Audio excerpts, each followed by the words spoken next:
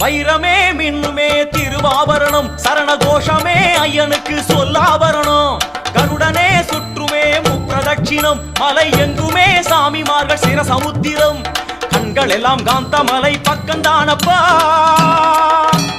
கண்கள் எல்லாம் காந்தமலை பக்கந்தானப்பா.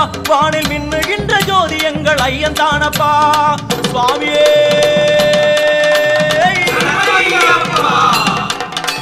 காந்தமலை ஜோதியே